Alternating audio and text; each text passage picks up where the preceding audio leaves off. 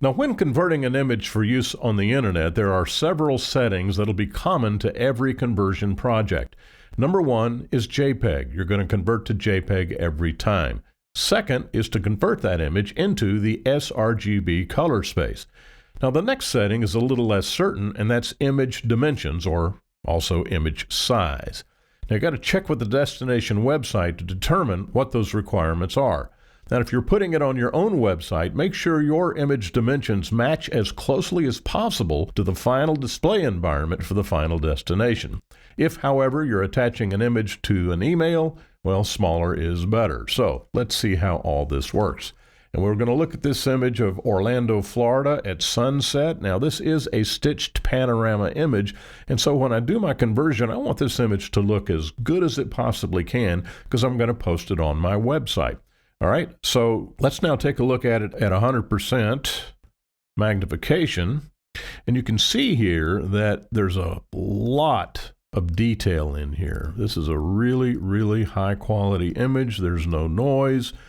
All the way to the edges of the image, everything looks really good. And let me just brag a little bit here and say that I shot this on a Pentax 645Z, which is a 50 megapixel medium format camera. So we've got really, really good quality here. I really love this image.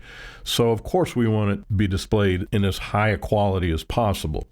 All right, so now the first thing we're going to do is convert this image into the sRGB color space. And we go Edit, Convert to Profile. Do not do Assign Profile. You'll have a big mess if you do that.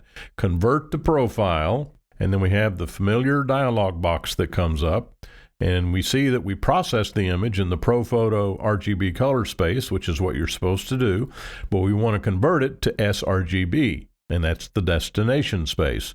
Now, if you want to check and see if there's going to be a mismatch, go ahead and go before and after, and we see no change in the image whatsoever, and that's a good thing, okay? Go ahead and hit OK, and now we're in the sRGB color space. Next thing we're going to do is change the image dimensions, and we come up here and go to Image, Image Size, and we'll see this dialog box. Now let's talk here a little bit about image size. Now, if I'm going to put this on my gallery website, again, I want this thing to look really, really good. So I'm going to put it in at 3,000 pixels on the long edge. And you might think that's a bit large, but consider the fact that some of the most sophisticated computer monitors are now 5K. As of this production date, Apple has the iMac Pro that has a display that's in 5K, roughly about 5,100 megapixels in size. And as time passes, computer monitors are going to get more and more sophisticated. The resolutions are going to continue to increase, and you want that image to look as good as it possibly can on those kinds of monitors. Now, granted, not a whole lot of people have 5K monitors, but you want to process for the highest possible quality that someone would view the image, and then everything else below that is just gravy, if you understand what I mean. Now, here are the settings that you're going to use. Number one, the resolution, you're going to change this to simply 100. Now, you're saying to yourself, it should be 72. Well, that's the old standard. That was a standard that was developed during the days of CRT computer monitors. You remember those cathode ray tube monitors that looked like TVs, big, heavy, large things? We don't use those anymore. And so now computer monitors, as I mentioned before, are going up to as high as 5K. So you want to go to 100 on your resolution. Now, here's the tricky part. Now, see this box that says resample? You're going to uncheck that, and notice that the image went back to its original dimensions of 122 inches wide. This is a 10-foot image. We're going to recheck the sample box, okay? Now, when you reset the sample box, notice the image does not revert back to its smaller previous state. It stays its maximum size. So then we go to inches, pixels, and we're going to change the width 3,000, and notice when I change the width, the height changes automatically, yet the resolution stays at 100, and that's a good thing. Go ahead and hit OK, and this is the full view of the image, and notice how good it looks.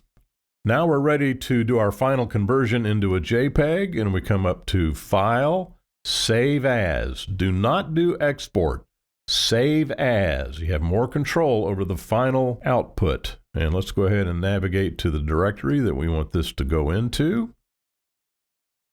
Right here. And please forgive the fact that I don't have the proper titling up here like I taught you to do. Do as I say do, not as I do. But I did this in a hurry. So anyway, what you do is come down to this dialog box right here, and you're going to choose JPEG. Double check to make sure that you're in the sRGB color space, which we are down here. You're going to hit save. Do I want to replace? Yes, I do. And this is the final step. This is the JPEG options dialog box. Now you'll see this slider right here, and you'll say small file or large file. Now you might think initially that you should choose small file, but that's not what you need to do. You want to stay up here at large file. Now notice I'm not all the way to the top, quality of 12. The difference in image quality between 10 and 12 is negligible. You can't tell the difference between an image saved at 12 or at 10. So go ahead, make the concession to file size once again, and save your image at a quality of 10. The more you go down this scale, the higher the compression and the more damage you do to the image. So in no case at all whatsoever, there is no use for an image that's compressed this much. It's just going to look horrible. So you always want to stay right at about 10. Now there might be some websites that say, no, give us a compression rate of 8. Go ahead and do that. It's still going to look good, but not as good as it will at 10. So that's where I'm going to save everything, is right about 10. Forget all this stuff. Just let that be default. You don't even need to consider it. Go ahead and hit OK. And now your image is ready to upload to the website. Now let's back up. We've converted to the profile, at least I think. Let's go ahead and check. Come down and convert to profile. And yes, we're in sRGB. So we're going to come up to image size. And let's do the same thing again. So we're going to make it a little smaller. And we're going to change this to 100. We're going to uncheck and then recheck this sample box. Come up to pixels. Change this to, let's say we're going to send this on the internet, go to 1000. Hit OK.